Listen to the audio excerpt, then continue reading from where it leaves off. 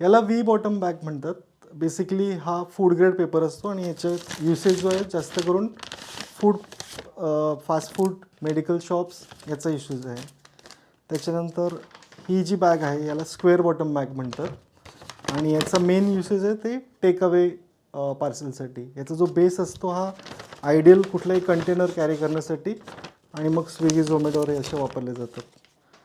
त्याच्यानंतर शॉपिंग बॅग्समध्ये याला brown craft paper बोलतात. सिमिलरली ब्लीच क्राफ्टमध्ये व्हाईट बॅग्स बनवले जातात. गिफ्ट बॅग्समध्ये अशा 7 टाईपच्या कलरफुल बॅग्स आहेत वेगवेगळ्या कलर्समध्ये आणि त्याच्यामध्ये आमच्याकडे अशी ही डिझाईन आहे. प्लस प्लेन बॅग्सवर ब्रँडिंग अशा पद्धतीने केली जाते.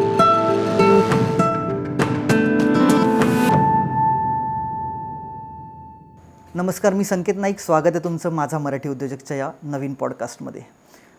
10 इयर्स मॅकडीमध्ये जॉब करून मग नंतर 5 इयर्स डीमार्ट आणि मग स्वतःचा व्यवसाय. सो व्यवसायात यायला कुठेही वयमर्यादा नाही किंवा कुठलाही काळ वेळ नाही आहे. तुम्हाला जेव्हा वाटेल की yes there is some potential in you, तुम्ही व्यवसाय किंवा उद्योजक बनू शकता. आणि आजचे आपले जे गेस्ट आहेत ते असेच आहेत. 15 वर्षाच्या जॉब एक्सपिरियन्सनंतर तो सेटल्ड जॉब सोडून स्वतःचा उद्योग चालू केला. आजचे आपले गेस्ट आहेत मिस्टर अक्षय आणि ते पेपर बॅग मॅन्युफॅक्चरिंगमध्ये आहेत. सो आज त्यांच्याकडनं आपण जाणून घ्या की ह्या इंडस्ट्रीचे चॅलेंजेस काय आहेत, ही किती मोठं मार्केट आहे आणि त्या इंडस्ट्रीला सेटअप करायला तुम्हाला काय काय हेल्प लागेल. खूप मस्त पॉडकास्ट होता, खूप छान गप्पा झाल्यात. हा पॉडकास्ट पूर्ण शेवटपर्यंत बघा. चला तो पॉडकास्टकडे जाऊया. भेटूया आजच्या आपल्या गेस्टना, मिस्टर अक्षय.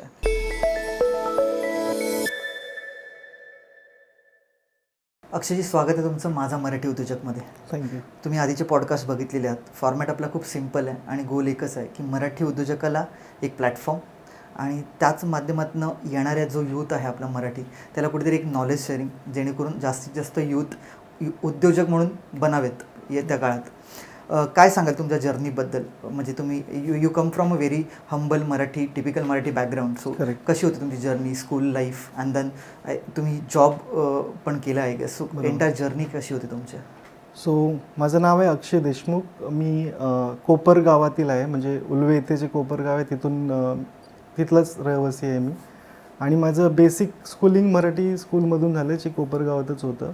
10th इथे कंप्लीट केल्यानंतर नॉर्मली जे मी टॉप 5मध्ये यायचो, म्हणजे तेव्हा टॉप 5 70% लिमिट होतं, पण तरीसुद्धा टॉप 5मध्ये होतो.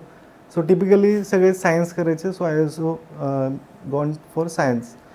त्याच्यानंतर 12th नंतर मला रिअलाईज झालं की काहीतरी वेगळं करावं, तर मी हॉटेल मॅनेजमेंट हा सब्जेक्ट निवडला आणि मग 2 वर्षाचा एक शॉर्ट कोर्स त्याच्यामध्ये केला.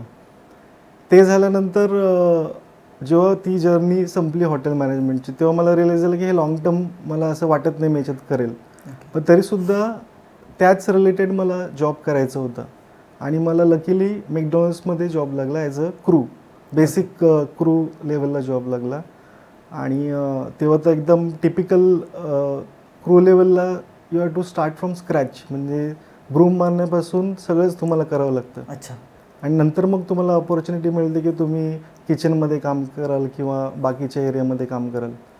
तर ते पहिले 3 महिने खूप म्हणजे स्ट्रगल पिरियडच होता ते जॉब करण्यात. म्हणजे मी जेव्हा जॉईन केला आय वॉज जस्ट 18 पासूनच मी जॉब चालू केलं होतं तो. पण बिकॉज हॉटेल मॅनेजमेंट केलं होतं आणि मला थोडंसं त्याच्यातलं नॉलेज होतं, मी फास्ट ट्रॅकर होतो आणि विदिन 3 इयर्स ज्या स्टोअरमध्ये मी क्रू म्हणून लागलेलो त्याच स्टोअरचा मी स्टोअर मॅनेजर झालो. आणि ते स्टोअर होतं कळंबोळी स्टोअर. ओके. ते खूप चॅलेंजिंग स्टोअर होतं. त्याच्यानंतर मी त्याची ग्रोथ झाली आणि मग मी बँगलोरला गेलो 3 वर्षासाठी. तिथे मी एरिया मॅनेजर म्हणून काम केलं, जिथे मी 3-4 आउटलेट बघायचो मॅकडॉनल्ड्सचे. ओके.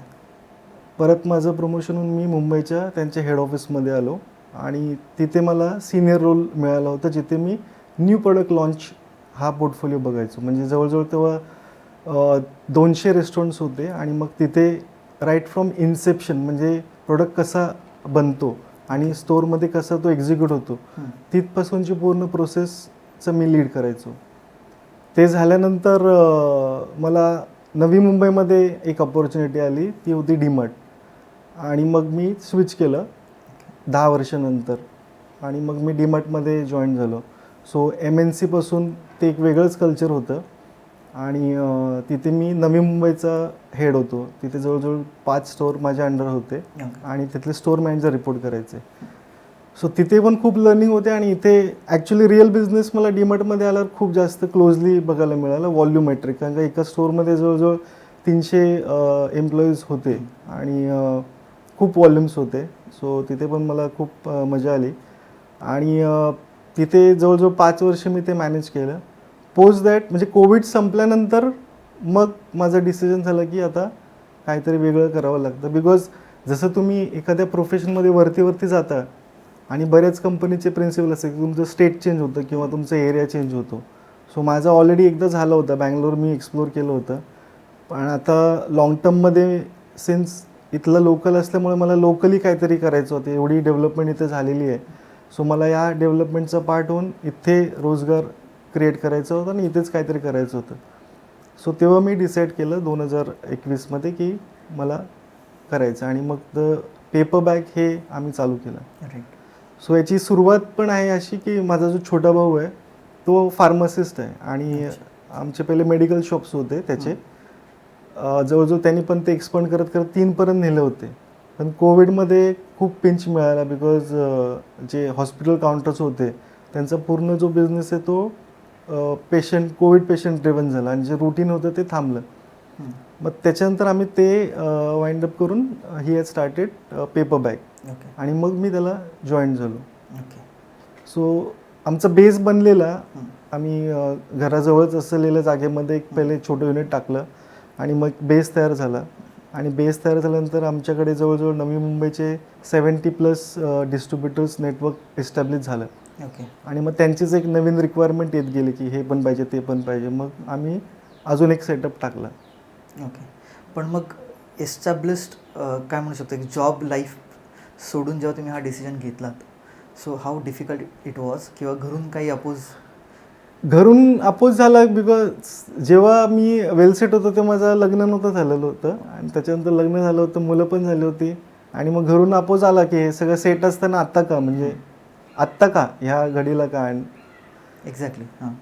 पण माझे विचार लाँग टर्म होते की असं फिरत राहण्यापेक्षा, कारण का जेव्हा मी डीमार्टमध्ये होतो तेव्हा ते खूप इम्पॉर्टंट होतं. म्हणजे मी खूप जणांना इंटरव्ह्यूज करायचो, म्हणजे ऑलमोस्ट 90% जो स्टाफ असतो तो मीच इंटरव्ह्यू घ्यायचो त्यांची.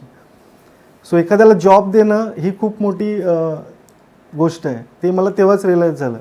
आणि मग जर आपल्या इथे एवढी डेव्हलपमेंट आहे तर मग आपण काहीतरी करून ते क्रिएशन करू शकतो का, ह्या विचाराने मी तो डिसिजन घेतला.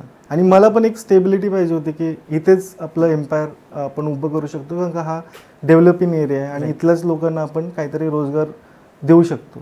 हे मला म्हणजे दिसत होतं की असं होऊ शकतं. त्याच्यामुळे मी तो बोल्ड डिसिजन घेतला. डिसिजन राईट आहे की रॉंग आहे की it is too early to comment? नाही, डिसिजन राईट आहे. जसं मी तुम्हाला सांगितलं, आम्ही म्हणजे आमचा पारंपरिक बिझनेस नाही आहे.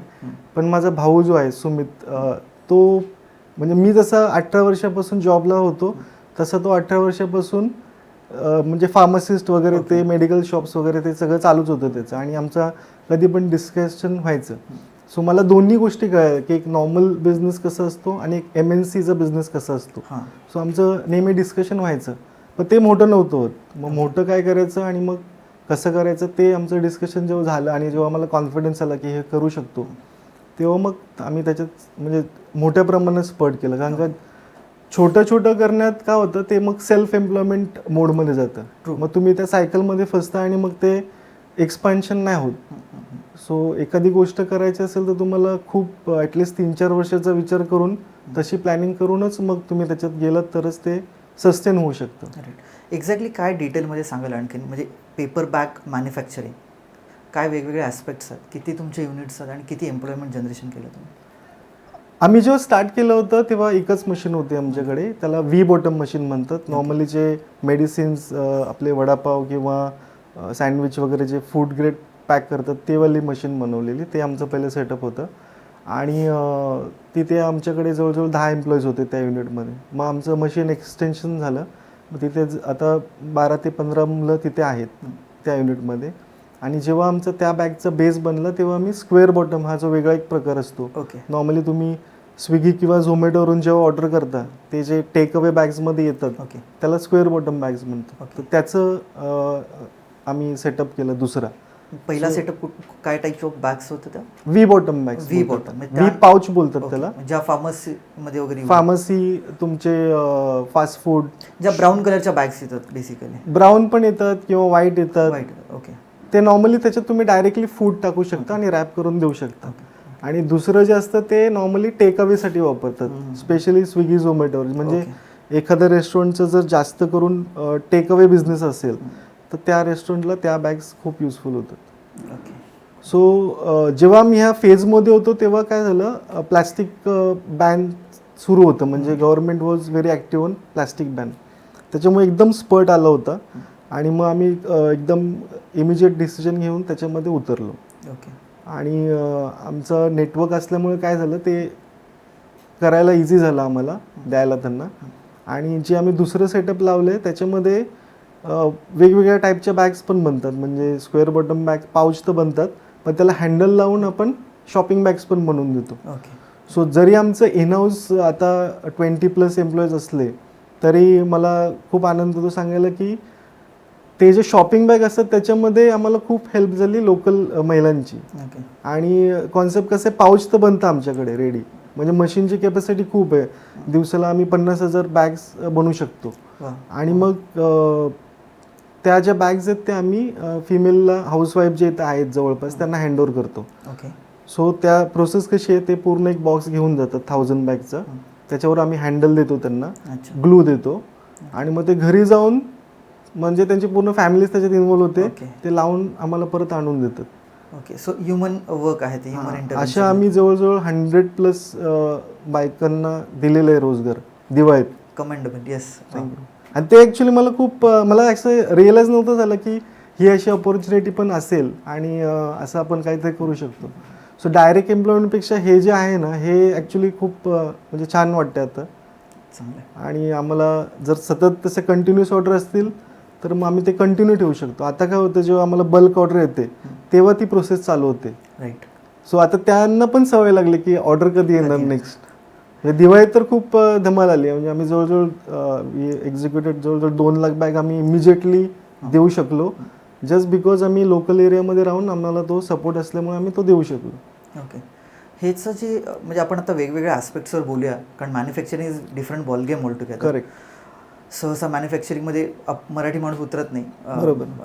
सो वेगवेगळे ॲस्पेक्ट्स. पहिलं आपण की रॉ मटेरियल प्रोक्युपमेंट तुमचं कुठून होतं किंवा काय रॉ मटेरियल लागते तुम्हाला मॅन्युफॅक्चरिंगमध्ये? सो याच्यामध्ये बेसिकली पेपर लागतो रोल फॉर्ममध्ये आणि तुम्हाला ग्लू लागतं आणि मशिनरीज लागतात. ह्या 3 गोष्टी मेन आहेत. आणि पेपरचं कसं आहे, जसं मी तुम्हाला म्हटलं की याच्यामध्ये तुम्ही सेल्फ एम्प्लॉयमेंट मोडमध्ये कधी जाल जेव्हा तुम्ही छोट्या लेवलला चालू कराल. मग त्याच्यात ते व्हॉल्युमेट्रिक घेऊ शकत नाहीत आणि मग ते पेपर कन्सिस्टन्सी नसते. म्हणजे आज तुम्हाला कधी काळा मिळेल, कधी पिवळा मिळेल, कधी कुठला मिळेल. तर ते ॲक्च्युली आम्ही क्रॅक केलं. आमचं 2-3 मिलबरोबर टायअप झालं आणि मग आम्ही त्यांच्याकडून बल्कमध्ये घेऊ शकलो. त्याच्यामुळे आमची जी पेपर आहे ते कन्सिस्टंट तुम्हाला सगळ्या साईजमध्ये सेम पेपर मिळणार ते झालं. मग आम्ही ग्लूसाठी पण बरंच फिरलो आणि जो चांगला फूड ग्रेड ग्लू असतो तो वापरला. मशिनरीसाठी आम्ही स्वतः बरंच फिरलेलो. म्हणजे खूप सारे एक्झिबिशन्समध्ये गेलो, कुठली चांगली मशीन आहे. सो त्याच्यामध्ये फिरून मग आम्ही ते डिसाईड केलं की हे आपल्यासाठी चांगलं आहे. कुठे आहेत या मिल्स? मुंबईमध्येच आहात की कुठून येतं तुमचं मिल्स? raw जास्त करून तुमच्या गुजरात आणि त्या साईडला आहेत, वापी गुजरात. पण कसं आहे, कधी कधी त्याची पण कन्सिस्टन्सी तुम्हाला कमी पडते. अच्छा. मग तुम्हाला 3-4 मिलशी कनेक्ट असायला पाहिजे. सो आमचं साऊथला पण 1-2 मिल आहेत, त्यांच्याशी पण कनेक्ट आहे. अयोध्येला मिल आहे, त्याच्याशी पण कनेक्ट आहे. पण Wien you deal with paper, मग त्याच्यात काही चॅलेंजेस आहेत नाही स्टोरेजमध्ये वगैरे, मॉइश्चर अँड ऑल? थोडाफार फरक पडतो. जसं पावसाळ्यात ते जास्त ॲब्झॉर्ब करतं मॉइश्चर. पण व्हॉल्युमेट्रिकमध्ये कसं आहे, ते केजीमध्ये ॲक्च्युली जातं. हे जे पेपर आहे ते केजीमध्ये जातं लोकलमध्ये आणि जे आपल्या शॉपिंग बॅग्स असतात त्या पर युनिट जातात. अच्छा. सो थोडाफार फरक पडतो, पण असा एवढा मेजर त्याच्यामध्ये काय असं प्रॉब्लेम नाही. ओके. साधारण किती सेटअप कॉस्ट जाते एक बेसिक पेपर मॅन्युफॅक्चरिंग प्लांट जर मला टाकायचं झालं, तो काय, what is the basic investment minimum? So याच्यामध्ये कसं आहे, दोन ॲस्पेक्ट आहेत. म्हणजे तुम्ही कुठल्या याच्यामध्ये खूप प्रकार आहेत ॲक्च्युली. ओके. बॅग बनवण्यात खूप प्रकार आहेत. कोणी कोणी शीटपासून बॅग बनवतं, कोणी कोणी रोल फॉर्मॅटपासून बॅग बनवतं. सो आपला जो फॉर्मॅट आहे तो हा रोलपासूनचा आहे. अच्छा. आणि याच्यामध्ये जे व्ही बॉटम तुम्हाला मी म्हटलं ते त्याची मशिनरीची cost it is ranging around 5 लाखापासून 15 लाखापर्यंत त्याची मशिनरीची कॉस्ट आहे. ओके. आणि बाकी तर तुम्हाला मग शेड घ्यावा लागतो. अराउंड 2000 स्क्वेअर फीट तरी जागा पाहिजे त्या सेटअपसाठी. बाकी म्हणजे ही सेटअप कॉस्ट झाली व्ही बॉटमसाठी. स्क्वेअर बॉटम जे आहे ते थोडंसं एक्सपेन्सिव्ह, म्हणजे त्याच्यामध्ये जवळजवळ तुम्हाला 1 CR पर्यंतची तयारी पाहिजे. कारण का ती मशीनच कॉस्टिंग त्याची जवळजवळ 70-80 लॅक्स मशीनच कॉस्ट आहे. बाकी मग रॉ मटेरियल आणि ग्लू त्याचं एक्सपेन्सिव्ह असतं. ओके. कारण बिझनेस जेव्हा आपण म्हणतो तर पहिला तो concept, idea and then is money basically. So मग तुमचे फंड्स कुठून तुम्ही रेज केलेत किंवा काही गव्हर्नमेंट स्कीम्स अवेल केल्यात? येस. सो जे आम्ही पहिलं सेटअप केलं आणि ते ॲक्च्युली माझ्या भावानी खूप परसिस्टंटली फॉलोअप करून अण्णासाहेब जे मंडळ आहे त्याच्याकडून 15 लॅक्सचं 0 इंटरेस्टचं लोन त्यांनी घेतलेलं आहे. ओके. फर्स्ट जे सेटअप आम्ही केलं होतं. काय स्कीम थोडं डिटेलमध्ये सांगू शकाल, म्हणजे एक्झॅक्टली? त्याच्यामध्ये अण्णासाहेब पाटील योजना आहे. मला जर समजा ती उद्या स्कीम घ्यायची झाली for establishing a paper manufacturing unit, मी कुठे जाऊन कोणाला भेटून घेऊ? सो त्याच्या बरेच बँकांशी टायअप आहेत, जसं नॅशनल बँक झालं किंवा महाराष्ट्र बँक झालं, आणि तुमच्या जवळपास असतील बँका त्याच्या पण आहेत. म्हणजे तुम्ही त्या वेबसाईटवर गेलात तर ते खूपच सेल्फ एक्सप्लेनेटरी आहे. अण्णासाहेब पाटील महामंडळ म्हणूनच आहे. आणि त्याच्यावर मग तुम्हाला ती प्रोसेस आहे खूप मोठी. ओके. म्हणजे तुम्हाला प्रोजेक्ट रिपोर्ट द्यायला लागतो. तुम्हाला बाकी म्हणजे बिझनेस कसा होणार आहे, 3 वर्षात कसं होणार आहे, 5 वर्षात कसं होणार आहे, तुमचे एक्झिस्टिंग काय आहे का क्लायंट्स, ते सगळं तुम्हाला डिटेल्स दिल्यानंतर मग ते बँक लोन पास करते. ॲक्च्युली इंटरेस्ट आहे त्याच्यावर 12%, पण तो रिइम्बर्स होतो, म्हणजे त्या महामंडळातर्फे रिइम्बर्स होतो. सो याच्यामध्ये ॲक्च्युली खूप जण ट्राय करतात, पण शेवटपर्यंत जो फॉलोअप घेत राहतो ना आणि याचा खरोखर प्रोजेक्ट होणार आहे तोच याच्यामध्ये त्याला मिळतं. आणि जे दुसरं आमचं सेटअप आहे ते मी जिथे जॉबमध्ये होतो तिथे मला ESOP मिळालेलं आहे. डीमार्टमध्ये तुम्ही ऐकलं तसं सगळ्यांनाच मिळेल. सो मी पण थोडं लकी होतो की मला मिळाले थोडेफार. सो मी ते प्लेज करून हा म्हणजे सेटअप केलं होतं, स्टार्ट केलं होतं. ESOP बद्दल काय सांगा डिटेलमध्ये? ESOP थोडं एक्सप्लेन करा. म्हणजे बेसिक ESOP म्हणजे तुम्ही कुठल्याही MNC किंवा स्टार्टअपमध्ये जाता तेव्हा तुम्हाला सम पार्ट ऑफ पोर्शन त्यांनी ठेवलेला असतो. म्हणजे एम्प्लॉयसाठी काहीतरी 5% तरी ते ठेवतात, पूल असतो तो. म्हणजे एखाद्याची जर 100% इक्विटी असेल कंपनीची तर तो 5% त्या एम्प्लॉईसाठी ठेवलेलं असतं. मग तुमची जी लेवल असते त्याप्रमाणे किंवा डिपेंड्स, म्हणजे कधी कधी तुमच्या परफॉर्मन्सप्रमाणे किंवा तुमच्या लेवलप्रमाणे ते तुम्हाला अलोकेट होतात की तुम्ही जर असा परफॉर्मन्स दिला तर तुम्हाला एवढे. आणि मग ते बेसिकली ते रिटेन्शन पण असतं की 5 वर्ष थांबा मग तुम्हाला मिळेल किंवा 9 वर्षानंतर मिळेल असं असतं. पण स्पेशली डीमार्टमध्ये जेवढे खूप वर्षापासून लागलेत ते तर सगळे म्हणजे त्यांना भेटलं, चांगल्यापैकी भेटलं. तुम्ही स्पेसिफिकली ह्या बिझनेसमध्ये काय रोल प्ले करता? म्हणजे माझा बॅकग्राऊंड आहे की मी ऑपरेशन ट्रेनिंग सगळंच बघितलेलं आहे. ओके. त्याच्यामुळे बेसिकली पूर्ण सिस्टम्स बनवणे आणि मग फॅक्टरीमध्ये कसं काय वर्किंग करायचं आहे, कुठलं प्रोडक्शन कधी करायचं आहे ते तर मी सेटअप करतोच. प्लस मी मार्केटमध्ये पण असतो, म्हणजे वेगवेगळे टाईप्स करणे. कारण का मी जिथे काम केलं आहे जसं मॅकडॉनल्ड्समध्ये, ती पहिलं इंडियातलं फास्ट फूड रेस्टॉरंट्स होतं आणि त्याच्यातनं जे लीडर्स डेव्हलप झालेत आता, मोस्ट ऑफ द लीडर्स सगळीकडेच आता म्हणजे तुम्ही कुठल्याही ब्रँडचं नाव घ्याल त्याच्यामध्ये ते आहेत.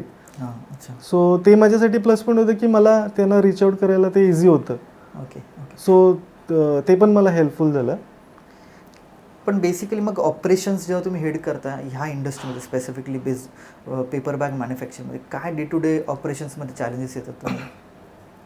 सो ह्या मॅन्युफॅक्चरिंग युनिटमध्ये आहे ना तुम्हाला बेसिकली म्हणजे मॅनेजमेंट पॉईंट ऑफ व्ह्यूने तुम्हाला सांगतो, आम्ही मॅकडॉनल्ड्समध्ये वापरायचो PEP, पीपल इक्विपमेंट प्रोडक्ट त्याला बोलतात. तो याच्यामध्ये 5 P लागतात आणि 1 E लागतो. याच्यामध्ये E इम्पॉर्टंट आहे. So E is your equipment. जसं मी तुम्हाला सांगितलं बॅग तर खूप टाईपचे बनतात. म्हणजे कोणी बॅग बनवतो ते शीट फॉर्मॅटमध्ये बनवतो. शीट पहिले प्रिंट करतात, मग त्याला फोल्ड करतात, ते मॅन्युअल प्रोसेस झाली.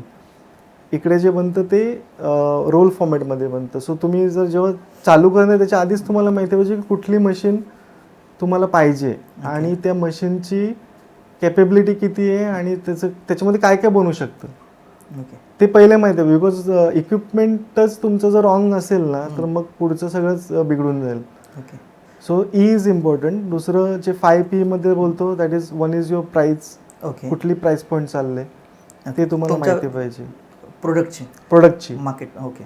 आणि मग तुमची प्लेस कुठे आहे ते तुम्हाला माहिती पाहिजे. म्हणजे ते मार्केट तिथे खरोखर आहे का. ओके. कारण का प्लास्टिक बंदी सगळीकडेच नाही झालेली. म्हणजे रुरलमध्ये आता पण प्लास्टिक वापरतात. सो तुम्हाला ते बघायला लागेल की कुठली म्हणजे तुमची जी लोकल बॉडी ती स्ट्रॉंग आहे in terms of usage of paper. किती ते एन्करेज करतात.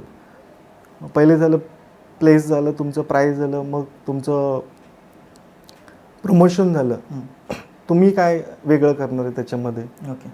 म्हणजे बेसिकली काय आता सेमच पेपर जे सगळे बनवून मग तुमची त्याच्यात न्यूनेस काही नसणार आहे. सो तुम्हाला एखादा युनिक पेपर किंवा युनिक आयडिया पकडायला लागेल जे तुम्ही ड्राईव्ह करू शकता आणि मग ते फक्त तुम्हीच सप्लाय करून त्या एरियामध्ये चांगल्या प्रमाणे मार्केट हे करू शकता. त्याच्यानंतर झालं पीपल झालं. ओके. आता याच्यामध्ये कसं आहे मॅन्युफॅक्चरिंगमध्ये एवढ्या कॉम्प्लिकेटेड मशिनरीज असतात की तुमच्याकडे जर चांगली टीम नसेल तर तुम्ही ते जास्त वेळ सस्टेन करू शकत नाही. ओके. हा एक या इंडस्ट्रीचा खूप मोठा ड्रॉबॅक आहे. म्हणजे मशिनरीजचे जे एक्सपर्ट असतात ते फार लिमिटेड आहेत. अच्छा.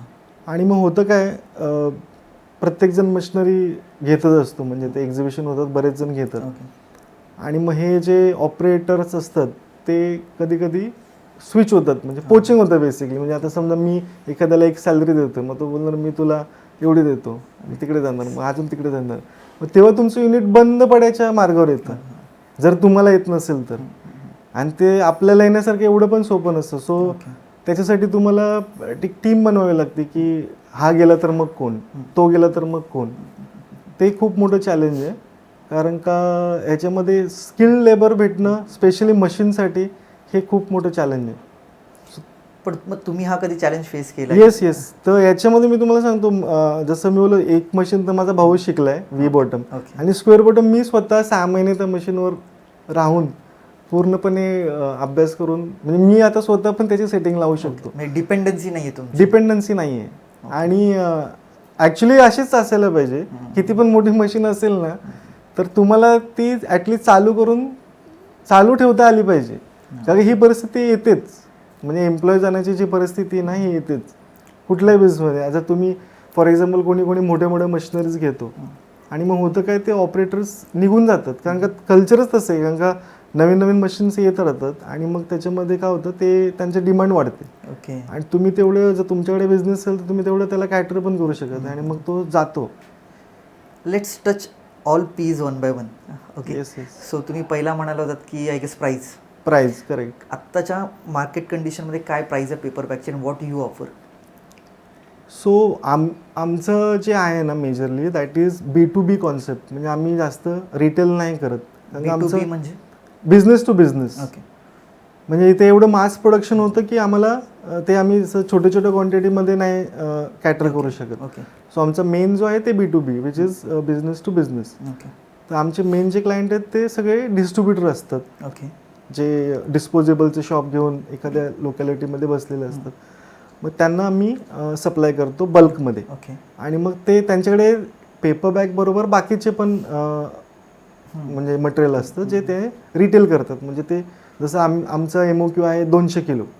फॅक्टरीमधून मिनिमम ऑर्डर क्वांटिटी आमच्या factory MOQ minimum order quantity जी तुम्हाला देणं आहे. हा म्हणजे आम्ही त्याच्या खालती नाही देऊ शकत. ऑर्डर घेत नाही. हां. व्हॉट इज तुमचा MOQ काय. 200 kilo minimum for pouches. Okay.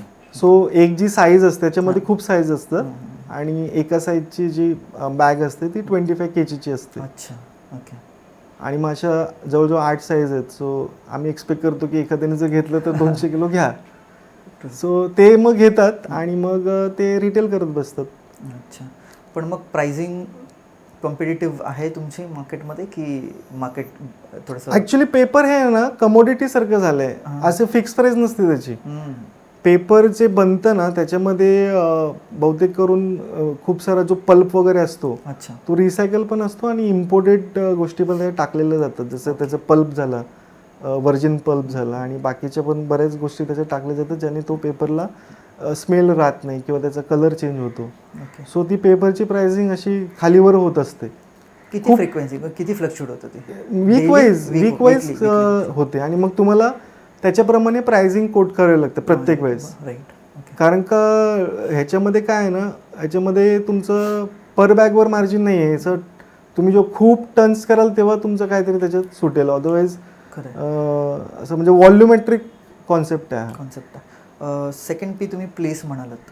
Correct. तुमचं प्लेस मला दोन गोष्टी येतात प्लेस जेव्हा आपण म्हणतो. एक is logistic to get the raw material in to the workshop, correct. Warehouse, आणि देन जो तुमचा फिनिश प्रोडक्ट आहे तो परत मार्केटमध्ये तुम्हाला पोहोचवायसाठी परत एकदा लॉजिस्टिक. दोन वेगळ्या गोष्टी आहेत. दोन्हीमध्ये काय चॅलेंजेस किंवा किती इझी आहे किती डिफिकल्ट आहे? म्हणजे तुम्हाला तेच आयडेंटिफाय करायला लागेल पहिले की तुम्हाला कुठलं मार्केट पकडायचं आहे. ओके. कारण का कसं आहे याच्यामध्ये आता ट्रान्सपोर्ट कॉस्ट एवढी वाढलेली असते, एक तर मार्जिन कमी असतं आणि मग ट्रान्सपोर्ट कॉस्ट जर जास्त पडत असेल मग ते सेन्स नाही बनत सगळीकडेच पोचवायला. सो तुम्हाला ते बघायला लागेल की तुमचं रॉ मटेरियल कुठून येणार आहे. फॉर एक्झाम्पल आता आमचं रॉ मटेरियल वापीवरून येतं. ओके. आणि मला द्यायचं आहे नवी मुंबईमध्ये किंवा मुंबईमध्ये किंवा पुण्यामध्ये. हे माझं जवळपासचं मार्केट मी इझिली देऊ शकतो. सो ॲट दिस पॉईंट जसं आमचं आता लोकेशन आहे उल्वे, तर आम्ही आता म्हणजे चांगल्या पोझिशनमध्ये जे आम्ही पनवेलपासून जे ऐरोलीपर्यंतचं आमचं क्लोज मार्केट आहे ते आम्ही लवकरात लवकर कॅटर करू शकतो.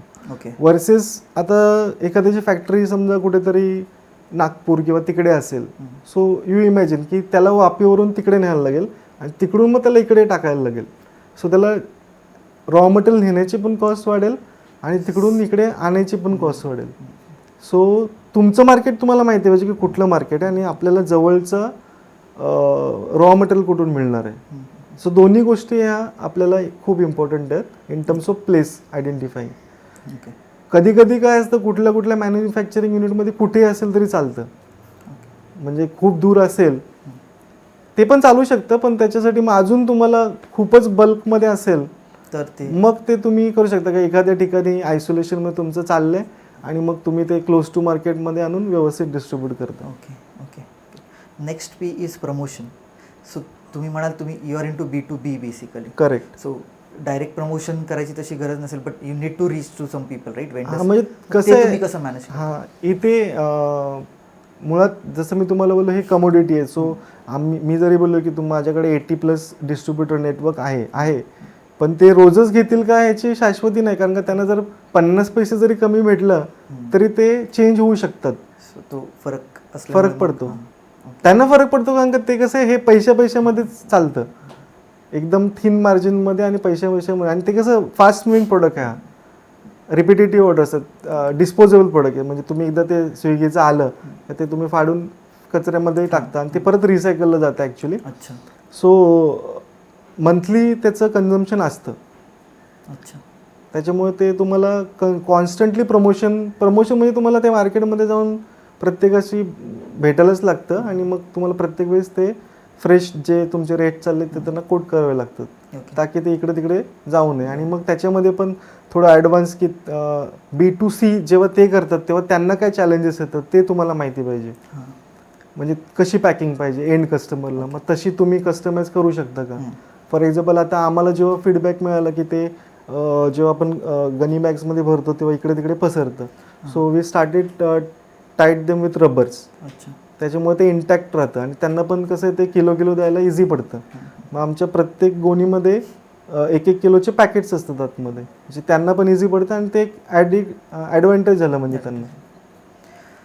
Next is people. बट पीपलला जायच्या आधी थोडे आणखीन प्रश्न आहेत अबाउट अदर पीस. कारण आपण म्हणालो की प्लेस, प्रमोशन, किती मोठं मार्केट आहे इंडिया अँड देन ग्लोबली? किती मार्केट साईज काय बेसिकली? मार्केट साईज पेपर इंडस्ट्रीच्या ॲसेस तर खूप म्हणजे ती तर मी पेपर बॅगची म्हणेन. फिनिश जो प्रोडक्ट आहे तुमचा त्याचे मार्केट साईज आजच्या डेटला काय आहे? आजच्या डेटला जे आता रिसेंट नंबर आहेत पेपर बॅगचे ते 150,000 करोडच्या आसपास आहेत. ओके. आणि मॉनिटरी म्हणताय की केजी मध्ये कन्झम्पशन म्हणता तुम्ही? नाही मॉनिटरी म्हणतात. केजी मध्ये टन्स मध्ये जाणार ते. आणि एक्सपोर्ट पण आपलं बऱ्यापैकी होतं, त्याच्यामध्ये एक्सपोर्ट पण खूप आहे. सो इंडिया एक्सपोर्टमध्ये पण आहे या खूप आहे, इंडिया एक्सपोर्टमध्ये पण खूप आहे. आणि तो एक वेगळाच त्याला वेगळा सेटअप लागतो, म्हणजे तुम्हाला प्रिंटेड लागतात आणि त्यांचे खूप सारे नॉर्म असतात. अच्छा. मग ते खूप मोठ्या सेटअपमध्ये जातं ॲक्च्युली. पण इंडियन मार्केटमध्ये जो तुम्ही आता म्हणताय की जो काय आपला स्टॅट्स आहे 1000 समथिंग क्रोर तुम्ही जे म्हणाल मार्केट साईज, तेवढा डिमांड जो आहे सप्लाय पण तेवढा आहे की it's still an open field की अजून पण स्कोप आहे आणखीन मॅन्युफॅक्चरर्ससाठी? बघा कसं आहे, आता जेव्हा प्लॅस्टिक बॅनचं डिसिजन गव्हर्नमेंटने घेतलं तेव्हापासून याच्यामध्ये स्पर्ट आला. म्हणजे ही जी इंडस्ट्री आहे ऑन अन ॲव्हरेज 10% ग्रो करते एव्हरी इयर 10% ग्रोईंगमध्येच आहे पेपर इंडस्ट्री. बट थ्रेट असं आहे की गव्हर्नमेंट काय डिसाईड करते त्याच्यावर खूप सारे इकडे तिकडे होऊ शकतं स्टॅट्स. जसं आत्ता झालेलं आहे, म्हणजे आत्ता तुम्ही पोस्ट दिवाळी जर बघाल तर थोडंसं काय झालं आहे, गव्हर्नमेंटचं दुर्लक्ष झालेलं आहे प्लॅस्टिककडे खूप साऱ्या रिलीजनमध्ये. आणि मग प्लॅस्टिक तुम्हाला दिसेल सगळीकडेच यूज होताना. त्याच्यानंतर आता ते नॉन वन जे बॅग्स होत्या ते डिफरंट सेगमेंट त्या पण बॅन होत्या लास्ट 2 इयर्सपासून. मग आता त्या पण आय थिंक परमिशन दिलेली आहे, 60 मायक्रॉन्स इज परमिसेबल.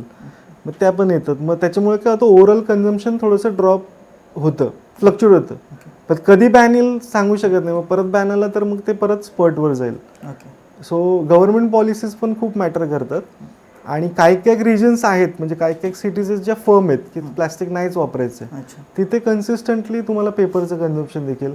किंवा काही काही ब्रँड्स आहेत जे एकदा पेपरवर गेल्यावर they can move to plastic again, ते कंटिन्यू पेपरवरच राहणार.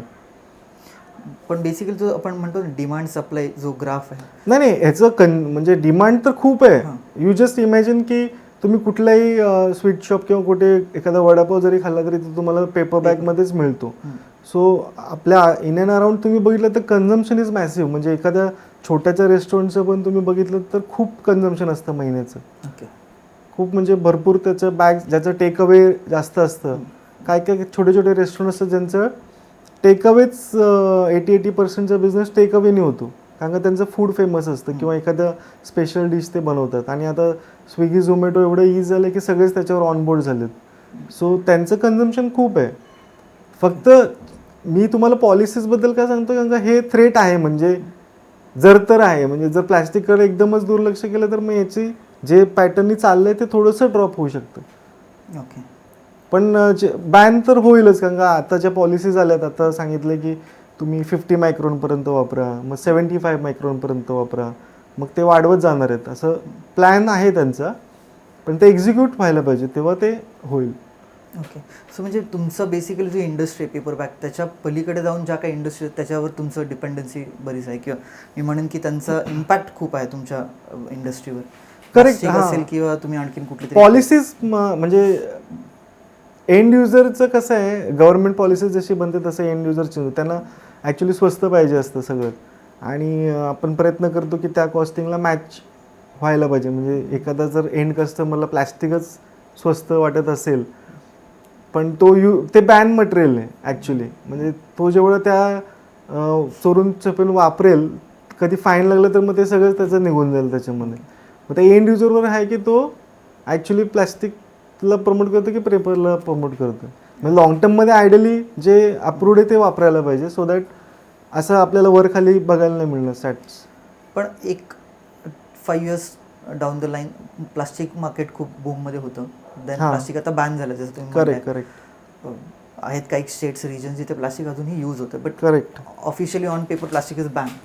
त्याचं पेपर इंडस्ट्री काय वाटते, ग्रोथ आहे पुढे की इट्स डाऊनफॉल कुठेतरी नंतर? नाही ग्रोथ आहे, कारण का डिमांड खूप आहे. आणि आता जसं आम्ही 2-2.5 वर्षापासून बघतो, काय काय युनिक पण, म्हणजे तुम्हाला यू नेवर नो की कुठल्या कस्टमरला काय लागणार आहे. हे तर मी तुम्हाला एक एक्झाम्पल दिलं कुठलं, की पेपर बॅग अशी रेस्टॉरंटमध्ये वापरली जाते किंवा फूडसाठी वापरली जाते. पण पेपर बॅगसाठी आता आम्हाला बऱ्याच ठिकाणावरून अशा पण क्वेरी येतात. एखादा चहा पावडरचा मॅन्युफॅक्चरर आहे, तर त्याला पण ते प्लॅस्टिकच्यामुळं ते वापरू शकत नाही तो बॅन मटेरियल. मग त्याला पण ते पॅकिंगसाठी लागतं पेपर बॅग, छोट्या पेपर बॅग लागतात. टोबॅको मॅन्युफॅक्चरर्स आहे, त्यांची पॅकिंग त्याच्यामध्ये होते. मग तुमचं एकतर आम्हाला अगरबत्तीवाल्याची इन्क्वायरी आली होती, त्याची अशी लांबट पिशवीसाठी आली होती. युनिक आहेत. म्हणजे एकतर आम्ही सप्लाय केलं होतं प्लेनमध्ये ज्या वॉमिटिंगच्या बॅग असतात त्या पेपर बॅगच्या असतात. म्हणजे कुठे कुठे अशा सेगमेंट्स आहेत जे आपल्याला माहिती पण नसतात, पण ते जेव्हा तुम्ही बिझनेसमध्ये जाता तेव्हा तुम्हाला ते कळतं की अरे हे इथे पण पेपर आहे. आणि आम्ही कसं आहे, जेव्हा थोडंसं रिअलाईज झालं की हे कमी होतं आहे, तेव्हा आम्ही थोडंसं मग बाकी पण डायव्हर्सिफिकेशन वाढवलं. जसं आम्ही गिफ्टिंग बॅग चालू केल्या. So we have range of खूप सारे कलरफुल बॅग्स आणि वेगवेगळ्या डिझाईनच्या बॅग्स त्या आम्ही लॉन्च केल्या. सेम रॉ मटेरियल नाही, त्याच्यामध्ये तुम्हाला पूर्ण जो पेपर आहे तो प्रिंट करावा लागतो वेगळ्या कलर. रोलच प्रिंटेड येतो रोल प्रिंटेड येतो आणि मग त्याच्या बॅग्स बनतात. सो ते आम्ही एकदम म्हणजे रेनबो कलर 7 कलरमध्ये बॅग्स आणि मग ते डॉटेडवाल्या बरेच त्याच्यामध्ये केलं आहे आणि चांगला रिस्पॉन्स आला त्याला ॲक्च्युली. कारण का कसं आहे, त्याचं पण म्हणजे मार्केट खूप मोठं आहे. म्हणजे तो वेगळा सेगमेंट झाला पेपर बॅग्समध्ये. मग आम्ही शॉपिंग बॅग्स ज्या नॉर्मल तुमच्या कुठल्याही तुम्ही गारमेंटच्या शॉपमध्ये किंवा तुम्ही ऑप्टिकलमध्ये कुठेही जाल त्यांना हँडलवाल्या ज्या बॅग्स असतात त्याचं पण आम्ही म्हणजे स्टॉक मेंटेन करायला सुरुवात केली आणि त्याचं पण चांगलं कन्झम्पशन आहे. पण मग तुम्ही हे जे डीमार्टसारखे जे चेन्स आहेत हां त्यांना अप्रोच नाही केलं का डायरेक्ट? नाही, आता मी तर तिथे स्वतःच होतो. नाही, त्यांचे चॅलेंजेस काय आहेत ना, म्हणजे DMart actually they work on very thin margin. त्यांचं मार्जिन म्हणजे ते याच्यामध्ये तर पैशांमध्ये असतं. कशामध्ये, ते जे ग्रॉसरी असतं त्याच्यामध्ये तर 5 पैसे 10 पैसे किलो मागे असं असतं. आणि ही जर बॅगच त्यांना 50 पैसे 40 पैशाला पडायला लागली तर मग ते लॉजिकल नाही होत. आणि हँडलिंगमध्ये पण त्यांना म्हणजे तसे मटेरियल पाहिजे. ते अजून R&D चालू आहे. पण आता गव्हर्नमेंटच्या गाईडलाईन्सप्रमाणे ते लोक 75 मायक्रॉनचं प्लॅस्टिकच वापरतात सध्या. म्हणजे त्यांच्या युनिट्समध्ये जे अप्रूव्ड आहे आता सध्या तेच वापरतात. म्हणजे त्यांची जी जाडी आहे ती थोडी जास्त आहे, मग ते वापरतात ते सध्या. पण मग बाकी पण तुम्ही जसं म्हणालात की एक अगरबत्ती वेंडर पण तुम्हाला अप्रोच झाला होता किंवा प्लेन्समध्ये ही व्हॉमिटिंग बॅग म्हणून ह्याचा यूज केला जातो. करेक्ट. मग तुम्ही अशा यांना अप्रोच नाही झालात का अजूनपर्यंत? नाही, करतोच ना आम्ही. कसं आहे, एखादी तुमच्याकडे फॅक्टरी असेल म्हणजे सेटअप असेल तर त्याचं प्रोडक्शन कॅपॅसिटी खूप आहे. आत्ता जे आमचं प्रोडक्शन आहे ते आम्ही 1 शिफ्ट किंवा 2 शिफ्टमध्ये चालवतो. सो आमचं ॲक्च्युली अजूनही 8 आवर्स बाकी आहेत. म्हणजे आमच्या अशी इच्छा आहे की 24 तास फॅक्टरी चालू असायला पाहिजे. म्हणजे मॅन्युफॅक्चरिंगचा कॉन्सेप्टच असा की तुमची जी मशीन आहे ती कंटिन्यू चालू राहायला पाहिजे. आयडियल टाईम नसला पाहिजे. Idle time, breakdown time, idle time नसला पाहिजे. तेव्हाच मग तुम्हाला ते मशीनची कॉस्ट आणि बाकी सगळं निघेल. सो आमच्याकडे आताही गॅप आहे असं नाही. म्हणजे आमचं रुटीन प्रोडक्ट ते चाललंय आणि बाकीचे पण आम्ही बरेच काय काय एक्सप्लोर करतो. ओके. मगाशी एक तुम्हाला प्रश्न विचारला होता की ग्रोथ ह्या इंडस्ट्रीची कशी आहे. So from a consumption perspective definitely growth आहे तुम्ही म्हणता. Yes. From raw material perspective माझा प्रश्न जास्त होता की जसं प्लास्टिक बॅन झालं, सो इन नियर फ्युचर असं काही तुम्हाला चॅलेंजेस आहेत का या इंडस्ट्रीला की पेपर ही बॅन होऊ शकतो because at the end your cutting down trees, की वेगळं काही कुठून येतं? नाही, पेपरमध्ये कसं आहे ना, पेपरमध्ये टाईप्स आहेत खूप सारे. सो आपण जो आता पेपर वापरतो तो रिसायकल पेपर आहे. ओके. म्हणजे जे सगळं तुमचे जे पुट्टे वगैरे असतात सगळ्या मॉल्समधले जे कलेक्ट होतात, सो ते होऊन त्याचा रिसायकल होऊन तो पेपर बनलेला असतो. सो त्याच्यामध्ये कटिंग ट्रीजचा संबंध येत नाही. It's a recycle thing. म्हणजे ते थोडंसं व्हर्जिन पल्प टाकतात त्याच्यामध्ये, पण एवढं जास्त प्रमाणात नाही टाकत की त्याच्यामुळे काय होऊ शकतं. आणि त्याच्यामध्ये मग वेगवेगळे प्रकार असतात. व्हर्जिन पेपर एक असतो, त्याच्यामध्ये तुम्ही जसं बोलता ना त्याच्यामध्ये प्युअर पल्पनी ते बनवलं जातं, पण त्याचा युसेज वेगळा आहे. अच्छा. आणि त्याच पेपरला, रिसायकल पेपरला ब्लीच केल्यावर त्याचा व्हाईट पेपर बनतो. त्याला कलर केल्यावर मग ते प्रिंटेड कलर बनतात. सो असं पेपर बॅन नाही होणार, पेपर कधीच बॅन नाही होणार. त्याचे युसेज खूप सारे असणार आहेत. फक्त काय आपल्याला ते जसं चेंज होतं त्याच्याप्रमाणे चेंज होता यायला पाहिजे. मग आता हे नाही चाललं मग तुम्हाला त्याच्यामध्येच, कारण आता तुम्ही तर सगळं सेटअप ठेवून आहे आपण, सो त्याच्यामध्ये असेच नवीन नवीन काय ना काय शोधायला लागेल. पण मला आता नियर फ्युचरमध्ये असं काही दिसत नाही आहे. बट ॲज अ सेट ते कोणाच्या हातातही नाही. म्हणजे तुम्हाला गव्हर्नमेंट पॉलिसीज काय होतील यू नेवर नो. एक कोविड नंतर होम डिलिव्हरी हा कॉन्सेप्ट जास्त वाढले. बेसिकली ई कॉमर्स खूप अगोदर आलं, पण तरी पण Indian market was not e commerce oriented. Steel people like आपण दुकानात जाऊन तो फील घेऊनच परचेस करण्यामध्ये बिलीव्ह करतो मराठी माणूस, किंवा ऑल ओव्हर इंडियन मार्केट तसं होतं. बट कोविड नंतर आता ऑनलाईन ॲप्लिकेशन्स बरेच लॉन्च झालेत. तुम्ही घर बसल्या ऑर्डर करून 5 मिनिट्समध्ये you get that product, right. त्यामुळे काय इम्पॅक्ट झालं काय इंडस्ट्रीवर, की बूम मिळालं आणखी? नाही नाही पॉझिटिव्ह इम्पॅक्ट आहे ॲक्च्युली. आणि जसं मी तुम्हाला सांगितलं ना, मी पण सरप्राईज झालो की एखाद्या रेस्टॉरंटचा 80% बिझनेस हा पार्सलवर होतोय.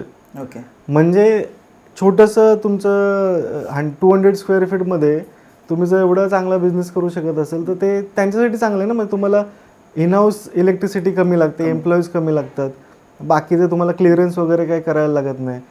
तुम्हाला फक्त ते दोन्ही याच्यावर लिस्ट व्हायचं आणि मग ऑर्डर्स घ्यायच्यात प्रमोशन्स करून. म्हणजे आणि पार्सल म्हटलं की मग पेपर बॅग लागते. तुमचं बेसिकली मार्केट तेवढं करेक्ट करेक्ट. आणि हां सॉरी कंटिन्यू सर. हां नाही मग मी आता असे अनुभवलेत की रेस्टॉरंट्स खरोखरच म्हणजे असे चांगल्या कॉन्सेप्ट, काही क्लाउड किचन्स आहेत ज्यांचं रेस्टॉरंटच नाही आणि ते लोक तिथून फक्त पार्सल देतात. सो हे हॅबिच्युअल झालेलं आहे. म्हणजे आता आम्ही पण बघतो घरात किती वेळा तरी आपणच मागवत असतो. जवळपास काय ना काय असेल तर आपण इझिली अवेलेबल असेल तर लगेच मागवतो माणूस. Moving ahead with next people. तुम्ही मगाशी पीपलवर बरंच म्हणालात की बट एक्झॅक्टली काय स्किल सेट लागतात तुमच्या ज्या मशीन्स आहेत त्या ऑपरेट करायला? एक पर्टिक्युलर जो व्यक्ती असेल, तुमचा जो रिसोर्स असेल, तो काय स्किल्स त्याच्याकडे असल्या पाहिजेत?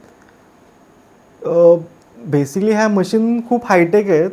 म्हणजे ते बोलतात की ऑटोमेटेड आहे आणि असं आहे, पण त्याच्यामध्ये जेव्हा साईज चेंज होते ना, स्टार्ट टू एंड खूप सारा चेंजेस होतात. म्हणजे लिटरली पार्ट्स चेंज होतात. मशीन कशासाठी बनलेली असते की एकच प्रोडक्शन तुम्हाला कंटिन्यू, समजा तुम्हाला एकच साईजची ऑर्डर मिळाली आणि तुमची तीच मशीन त्याच्यामध्ये बिझी आहे, मग तुम्हाला हेडेक नाही आहे कसला. नॉर्मली मॅन्युफॅक्चरिंगमध्ये असंच असतं की एकच प्रोडक्शन निघतं आणि मग ते चालू राहतं.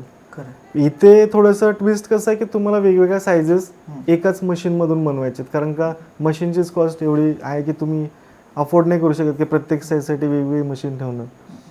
सो ते करताना त्याच्यामध्ये MM चा हिशोब असतो त्या मशीनमध्ये. ती हाय स्पीड मशीन असते. जवळजवळ आपली जी ती मशीन आहे स्क्वेअर बॉटम, त्याच्यामध्ये मिनिटाला 200 बॅग्स बनवू शकतात एका मिनिटाला, एवढं त्याचं स्पीड आहे. सो पण त्याच्यामध्ये जर एक जरी MM इकडे तिकडे काय झालं तर मग खूप सारा वेस्टेज होतो आणि मग ते सहजासहजी सॉल्व्ह करण्यासारखं नाही. मग त्याच्यासाठी स्पेशलिस्ट लागतात जे मशीन्स बनवतात त्यांच्याकडेच आहेत. हे आता अनुभवानेच तुम्हाला ते येऊ शकतं. असं कोणी त्याचा काही कोर्स वगैरे नाही, कारण प्रत्येक मशीन वेगवेगळी असते. त्यात इंटरेस्ट घ्यायला लागतो पहिल्यापासून. ज्याला म्हणजे ज्याचा इंजिनियर बॅकग्राऊंड आहे त्याला इंटरेस्ट येणार, कारण का त्याला समजणार की बाबा हे वरती गेल्यावर ते खाली येतं, ते वरती गेल्यावर इथं असं केलं तसं होतं. तो बरोबर ट्रबल शूट करू शकतो. पण एक काहीतरी बेसिक क्वालिफिकेशन की असं काही म्हणजे आता ॲज सच इंडस्ट्रीमध्ये त्याला ऑपरेटरच बोलतात, मशीन ऑपरेटर. आणि म्हणजे मी ते ॲड ऑन सांगितलं की इंजिनियर असेल तर त्याला लवकर जमेल. अदरवाईज ते ज्याचा तो शिकतोय, म्हणजे असं काय त्याचं टिपिकल हे नाही आहे. या इम्पोर्टेड मशीन्स आहेत की इंडियामध्ये मॅन्युफॅक्चर होतं? ऑफ लेटली आत्ता इंडियामध्ये मॅन्युफॅक्चरिंग चालू झालं आहे आणि आम्ही पण इंडियनच मशीन घेतलेली आहे. आम्ही खूप फिरलो होतो आणि ते पण बरेचसे पार्ट ते ॲक्च्युली बाहेरूनच घेतात. मग त्याचे R&D करून ते लोक असेंबल करून इथे देतात. फक्त इंडियन घेण्याचा फायदा हा आहे की आपला रीच जवळ असतो, आपण कधी पण त्यांना बोलू शकतो. त्याचे पार्ट्स पण खूप क्रिटिकल असतात. काय तुटलं वगैरे तर मग बाहेरून येणार त्याला खूप वेळ जाणार. मग तेवढं ब्रेकडाऊन आपण म्हणजे अफोर्ड नाही करू शकत. खरं. आणखीन काय पीस आहेत पीपल नंतर? किती झाले आपले? प्लेस झालं, पीपल झालं, प्रमोशन झालं, प्राइस झालं, 4 P's आणि 1 E. ईला पुन्हा एकदा थोडंसं सोप्या भाषेत असं एकदम. हां, म्हणजे सोप्या भाषेत सांगायचं तर इक्विपमेंट जे आपण कुठल्याही बिझनेससाठी घेतो ते आपल्याला त्याची पूर्ण नॉलेज पाहिजे की ह्या मशीनपासून काय काय बनणार आहे, किती टाईपच्या बॅग्स बनणार आहेत फॉर एक्झाम्पल आता आमच्या केसमध्ये. आणि मग त्याचं स्पीड किती आहे, त्याची कॅपॅसिटी, डेली कॅपॅसिटी किती आहे आणि त्याची म्हणजे लाईफ किती आहे त्या मशीनची, ते आपल्याला पूर्णपणे माहिती पाहिजे. कारण का बरेचदा असं होतं की तुम्हाला एखादी ऑर्डर येईल जी तुमच्याकडे बनतच नाही आहे, म्हणजे ही साईज तुमच्याकडे पॉसिबल नाही आहे, मग त्याच्यासाठी वेगळी मशीन लागते, मग ती आपण अफोर्ड नाही करू शकत. किंवा वेगळंच काहीतरी युनिक त्यांना शेप पाहिजे बॅगचा जो आपल्याकडे पॉसिबल नाही आहे. किंवा त्याचं जे बेस असतं ते कधी कधी त्यांना एक्स्ट्रा लागतं, कारण का त्यांचं कंटेनर मोठं असतं, मग ते आपल्याकडे बनत नाही आहे. मग तुम्हाला पहिले मार्केट ॲनालिसिस करून समजायला लागेल की कुठली मशीन आयडियल आहे, कारण त्याच्यामध्ये खूप प्रकार असतात. आणि एकदा मशीन घेतली की ती घेतली म्हणजे ती आपलीच झाली. मग पुढे तुम्ही त्याच्यात काय अमेंडमेंट नाही करू शकत. मग दुसरं तुमच्याकडे कुठला जर जॉब आला बॅगचा तर ते नवीन मशीन घ्यावे लागते. आत्ता तुमचा जो करंट सेटअप आहे तिथून तुम्ही मॅक्झिमम किती बॅग्स मॅन्युफॅक्चर किंवा आउटपुट किती येऊ शकतो? इन टर्म्स ऑफ टन एक मशीन जी आहे ती जर व्यवस्थित 12 तास चालवली तर 1 टन आपण कन्वर्ट करू शकतो. बेसिकली याला कन्व्हर्टिंग बोलतात, reel to bags. Okay. Rather मॅन्युफॅक्चरिंगपेक्षा कन्व्हर्टर हा चांगला शब्दप्रयोग आहे त्याच्यासाठी. ओके. आणि मग आमच्याकडे स्क्वेअर व्ही बॉटमच्या 2 मशीन आहेत. सो बेसिकली 2 टन आम्ही माल दिवसाला त्याचा काढू शकतो आणि जी स्क्वेअर बॉटम आहे त्याचं 1 टन, म्हणजे 3 टन आम्ही काढू आणि शकतो. आता सध्या डिमांड तुमच्याकडे किती आहे? म्हणजे 2 टन माल निघतोय की तेवढा क्लायंट बेस आहे आपला की? हो, आमचा आता म्हणजे मशीन्स चालू असतात कंटिन्यू, कारण का आमचा जो क्लायंट बेस आहे त्याच्यामध्ये आम्ही एक शिफ्ट आता चालते आमची व्यवस्थित. पण अपॉर्च्युनिटी आहे ती बाकीच्या 2 शिफ्ट पण करू शकतात. जसं आम्ही दिवाळीमध्ये केलं होतं. Okay. We operated around 18-19 hours. म्हणजे एक्सपान्शनचा स्कोप अजून आहे? एक्सपान्शनचं आहे. आता आम्ही जसं तुम्हाला म्हणालं की आम्ही जस्ट 2-2.5 वर्ष झालेलं, त्याच्यामध्ये कसं आहे, एकदा तुम्ही मॅन्युफॅक्चरिंगमध्ये गेलात की मशिनी लागत जातात. हे आम्हाला रिअलाईज झालं आहे. तर आता आम्हाला इन हाऊस प्रिंटर घ्यायचं आहे. म्हणजे आता मी प्रिंट करून देतो पण ते त्याला एक लिमिटेशन आहे, कारण का इथे आमचं जे MOQ आहे, मिनिमम ऑर्डर क्वांटिटी आहे, ती मोठी होते, कारण का तुम्हाला पूर्ण रीलचं प्रोडक्शन घ्यायला लागतं. अच्छा. म्हणजे अंटिल अनलेस तुमची ऑर्डर 50,000 ते 1 लाखाच्या रेंजमध्ये असेल इन टर्म्स ऑफ युनिट्स, तेव्हाच आम्ही ते कॅटर करू शकतो. आणि जर छोटे असतील तर मग त्याला वेगळा वे ऑफ आहे. म्हणजे 1000 पण एक्झिक्यूट करू शकतो, पण ते वेगळं, म्हणजे पहिले प्लेन बॅग रेडी होणार, मग आम्ही आउटसोर्स करून ते प्रिंट करून देणार, असं सध्या चाललेलं आहे. सो आम्हाला प्रिंटर घ्यायचं आहे आणि मग त्याच्यात जसं तुम्हाला सांगितलं, आता आम्ही वेगवेगळ्या डिफरंट बॅग्समध्ये गेलो, त्याच्यामध्ये हँडल्स लागतात. तर हँडल्स पण आपण आउटसोर्स करतो. ते रेडी हँडल्स असतात, ते फक्त आपल्याला चिटकवायचे असतात त्या पाऊचवर. ते एक आमच्या प्लॅनमध्ये आहे. तुम्ही म्हणाल की you are in to basically B2B. Correct. पण आता ई-कॉमर्समुळे किंवा डिजिटलायझेशनमुळे बऱ्याच वेळेला आपण बघतो की ॲमेझॉन आणि ह्याच्यावर पण असे वेंडर्स आहेत. सो तुम्हीही ॲमेझॉनवर सेल करता? हो, आम्ही आहेत ॲमेझॉनवर आणि माझी वाईफ ते लीड करते ॲमेझॉन. That is B2C.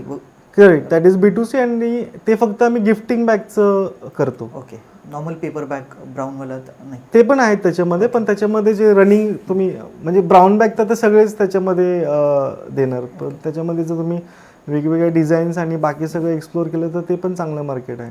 पण मग त्याचा सेल जास्त आहे की B2Bचा तुमचा सेल जास्त? नाही, त्याचा सेल एवढा नाही आहे, पण त्याच्यामध्ये कॉन्सेप्ट्स आहेत खूप सारे. म्हणजे त्याच्यामध्ये कसं आहे, तुम्ही वेगवेगळे टाईप्स आहेत त्याच्यामध्ये, की तुम्ही घरून शिप करू शकता. त्याच्याला लिमिटेशन येतात. त्याच्यानंतर त्यांचे जे फुलफिलमेंट सेंटर असतात त्याला जर तुम्ही पाठवलं तर तिथून सेलची अपेक्षा जास्त असते. आणि मग तुम्ही ते एक्सपांड करत करत पूर्ण त्यांचे जेवढे फुलफिल सेंटर आहेत तिकडे टाकू शकता. म्हणजे त्यांचे अक्रॉस इंडियामध्ये फुलफिलमेंट सेंटर आहेत. मग ते आमच्या पाईपलाईनमध्ये आहे, पण आता सध्या ते आमचं काय बोलतात कोर बिझनेस नाही आहे तो. ते एक्सपेरिमेंट काइंड ऑफ चालू आहे. बट इन जनरल B2B मध्ये की B2C मध्ये प्रॉफिट मार्जिन जास्त? B2C मध्ये ऑब्व्हियसली प्रॉफिट मार्जिन जास्त आहे, पण त्याच्यामध्ये कसं आहे, जेव्हा तुमचं when you are in to manufacturing आणि मास मॅन्युफॅक्चरिंग, मग तुम्ही एवढं सगळं ते छोट्या छोट्या क्वांटिटीज एंटरटेन नाही करू शकत. म्हणजे मॅनेज करायला डिफिकल्ट जाईल ते. पण B2C मध्ये आहे. म्हणजे आयडियली जर एखाद्याने कोणी ठरवलं करायचं हे, तर त्याचं जे क्लोज मार्केट आहे ते B2C पॉसिबल आहे. आणि नंतर मग जे बाहेरचं मार्केट आहे ते B2B करू शकतो. मग ते मार्जिन लेवल्स मॅच होऊ शकतात. ओके. मग तुम्ही म्हणाल की ई-कॉमर्समुळे जे क्लाउड किचनचा कॉन्सेप्ट आहे त्यामुळे कुठेतरी पेपर इंडस्ट्रीला पण बूस्ट मिळालं आहे. करेक्ट. सो डिजिटलायझेशन जो आता आपली we are in to digital world, right? Digitalisation खूप जोरात होतं. सो डिजिटलायझेशन एक ॲस्पेक्ट पकडून तुमच्या इंडस्ट्रीवर काय इम्पॅक्ट आहे किंवा कशा प्रकारे इम्पॅक्ट पडतो? वन इज लाईक अशा कुठल्या बाकी वर्टिकल्स आहेत जिचं डिजिटलायझेशन अजून झालेलं नाही आहे, पण झालं तर कदाचित पेपर इंडस्ट्री आणखीन बूस्ट होईल? करेक्ट. सो जसं आता तुम्ही एक्झाम्पल दिलं तर ॲमेझॉनचं, so it is a good example. आणि त्याच्यामध्ये कसं आहे, तुम्ही घर बसल्या काही ऑर्डर करू शकता. इमिजिएट तुम्हाला पाहिजे, तुम्हाला मार्केटमध्ये पण जायचं नाही आणि मग ते तुम्हाला घरी येतं आहे. आता घेणारा हाच विचार करतो की जर मला इकडून जायचं आहे मार्केटमध्ये आणि त्याच कॉस्टमध्ये म्हणजे माझं ट्रॅव्हलिंग कॉस्ट आणि बाकी सगळं हेडेक पकडून जर मला घरीच मिळणार असेल तर मग काय नाही. आणि त्याच्यामुळे आउट ऑफ आता ॲमेझॉनचं जे क्लायंट बेस आहे ते म्हणजे माझ्या हिशोबाप्रमाणे काहीतरी 5 CR वरती आहे. आउट ऑफ 140 CR खाली 5 CR to 10 CRच्या आसपासच कस्टमर त्याच्यामध्ये घेतात. ओके. सो तो बेस छोटा आहे सध्या. ओके. तो जेव्हा मोठा होईल तेव्हा ते ऑब्विसली ते वाढेल. दुसरं आहे की स्वतःची वेबसाईट, त्याच्यावर अजून आम्ही वर्क नाही केलेलं आहे, पण येतात त्याच्यावर पण इन्क्वायरीज येतात. ओके. सो ते होऊ शकतं. म्हणजे बरेच ब्रँड्स तुम्ही बघाल की ते तुम्हाला ऑर्डर देणार, मग तुम्ही ते डिस्पॅच करणं. फक्त हे काय व्हॉल्युमेट्रिक आहे, म्हणजे हलकं नाही आहे, किलोजमध्ये असतं. त्याच्यामध्ये काय ई कॉमर्स पॉईंट ऑफ व्ह्यूनी हलक्या वस्तू जास्त बेनिफिशियल असतात इन टर्म्स ऑफ लॉजिस्टिक. इथे काय ते बॅग तुम्ही किलोजमध्ये तुम्हाला 100 पीस येणार, मग ते ट्रान्सपोर्ट करणं मग ते महागात पडतं. Okay. Digitalization AI goes hand in hand. Correct. So AI point of व्ह्यूने तुम्हाला वाटते की इन नियर फ्युचर तुम्ही जसं म्हणालात की मशीन्स ऑटोमेटेड किती म्हणाल तरी आत्ता as of now human intervention लागतं जर वेगवेगळ्या टाईप्सच्या बॅग्स मॅन्युफॅक्चर करत, ते कुठेतरी कट डाऊन होईल फ्युचरमध्ये? ते आता मशीन्स अजून वेगळ्या डिझाईनचं झाल्या, म्हणजे जस्ट तुम्ही क्लिक केलं आणि सगळं आलं तर. पण मला असं वाटत नाही, कारण आता त्या machines basically China is the main market of machine पहिले, आणि आतापर्यंत त्यांनी पण असं काही शोध लावलेला नाही की ते मशीन असं बटन दाबल्यावर सगळं निघेल. म्हणजे ऑटोमेटेड पासून स्मार्ट मशीन्सचा प्रवास होतोय, ते करतायत, डेव्हलपमेंट्स करतायत, चालू आहेत. पण जसं मी तुम्हाला म्हटलं ना, आता एकच जर प्रोडक्ट आपल्याला काढायचं आहे ना, मग ती मशीन आयडियल आहे. मग त्याच्यात काय तुम्हाला करायचंच नाही, एकदा सेट झाली फक्त तुम्हाला रोल लावायचे आणि मग ते धडधड बॅग निघतील. पण जेव्हा तुम्ही एकच मशीन वेगवेगळ्या याच्यासाठी वापरता तेव्हा मग ते मॅन्युअल इंटरव्हेन्शन आहे का, त्याच्यामध्ये कसे बॅग्स जशी बनते ना त्याचे प्रत्येक पार्ट चेंज होत जातात, म्हणजे त्या मशीनमध्ये स्टार्ट टू एंड. आणि जवळजवळ 1 दिवसाचा लेओव्हर येतो साईज चेंज म्हणजे. बाकीचे लोक सगळं स्टाफ आपलं बाकीची कामं करतात आणि ते ऑपरेटर्स असतात ते साईट चेंज करत बसतात. हा आहे चॅलेंज त्याच्यामध्ये. खूपच टेक्निकली तुम्ही मला नॉलेज बरंच दिलं. म्हणजे आपला जो पॉडकास्ट जे कोण व्ह्युअर्स बघतील आणि जर पेपर मॅन्युफॅक्चरिंग इंडस्ट्री किंवा बॅग्स मॅन्युफॅक्चरिंग इंडस्ट्रीमध्ये जर यायचं असेल तर डेफिनेटली हा पॉडकास्ट आय गेस खूप युजफुल होईल. ह्या इंडस्ट्रीमध्ये एखादा मोठा प्लेअर कोण आहे? कारण बऱ्याच इंडस्ट्रीमध्ये एक बिग प्लेअर असतो हू डॉमिनेट्स दॅट इंडस्ट्री. त्याच्या डॉमिनेशन्समध्ये ते रेट्स आणि हे सगळे फ्लक्च्युएट होतं. असं पेपर इंडस्ट्रीमध्ये कोण नाही? याच्यामध्ये आता जसं मी तुम्हाला म्हटलं की डेट पॅक म्हणून एक कंपनी आहे जी इंटरनॅशनल कंपनी आहे. आणि त्यांचं मेजरली काय जास्त करून एक्सपोर्ट पण आहे आणि इंडियन ब्रँड्स पण त्यांच्याकडे खूप आहेत. त्यांच्याकडे प्रिंटिंग फॅसिलिटी आहे, मोठं युनिट आहे त्यांचं. आणि जास्त करून या बिझनेसमध्ये गुजराती लोक जास्त, मिल्स सगळ्या गुजरातमध्ये आहेत. वापी, गुजरात, दमन, राजकोट हा एरिया म्हणजे जास्त डॉमिनेट आहे या इंडस्ट्रीमध्ये. ते पारंपरिक त्यांचा हाच बिझनेस आहे आणि ते पण मास प्रोडक्शन करतात तिथे. आपले म्हणजे मराठी बोलाल तर फार लिमिटेडच आहेत पण म्हणजे मला बरेच लोक भेटलेत जे हँडल्स वगैरे बनवतात किंवा ग्लू बनवतात, भेटलेत. आता यायला लागलेत. आणि हे जे व्ही बॉटम कॉन्सेप्ट आहे ते सिन्स इझी एंट्री आहे, म्हणजे त्याची मशीन तुम्हाला 5 lakhs to 15 lakhsच्या रेंजमध्ये येते. सो तो सेटअप बऱ्याच लोकांनी टाकलं आहे. म्हणजे सेटअप करणं इझी आहे, बट बऱ्याच व्हर्टिकल्स किंवा इंडस्ट्री अशा जिथे एक विशिष्ट समाजाचा वर्चस्व आहे किंवा त्यांनीच ते बिझनेस पारंपरिक तुम्ही जसं म्हणाल त्या पद्धतीने केलेत. मग ह्या इंडस्ट्रीमध्ये मराठी उद्योजक असून मग ते काही थोडंसं काही चॅलेंजेस किंवा काही बाकी प्रेशर्स किंवा की इझी होतं मार्केटमध्ये? नाही, इझी नाहीच आहे ना. बिकॉज कसं आहे, मार्केट कोण डॉमिनेट कर कुठला? तेच गुजराती लोक आणि मारवाडी लोक जे डिस्पोजेबलचं शॉप, जे आपले मेन क्लायंट आहेत डिस्पोजेबल शॉप, ते पण तर तेच कम्युनिटी आहे. तिथे कोणी मराठी माणूस बसलेला नाही त्या गल्ल्यावर. मग त्यांचं ट्युनिंग चांगलं असतं. आणि मग ह्याच्यामध्ये कसं आहे, त्यांचे वर्षानुवर्ष संबंध असतात. फक्त काय आपण जर आता त्यांना सर्व्हिस दिली किंवा एक्स्ट्रा सर्व्हिस दिली, फॉर एक्झाम्पल आता आम्ही नवी मुंबईमध्ये बसलो आणि आम्ही त्यांना जेव्हा पाहिजे तेव्हा आम्ही त्यांना पोच करतो किंवा देतो क्वांटिटीजमध्ये किंवा जसं पाहिजे तसं, मग ते त्यांचा कॉन्फिडन्स वाढून मग ते क्रॅक झाले. लगेच असं कोणी लगेच क्रॅक होत नाही. ओके. टेक्निकली खूप बोललो. तुम्ही स्टार्टिंगलाच बोललात की तुमचा भाऊ पण या बिझनेसमध्ये तुमच्या आधीपासून आहे. So we are basically business partners. त्यांच्यासोबत बाकी फॅमिली ही बिझनेसमध्ये आहे कोण इन्व्हॉल्व?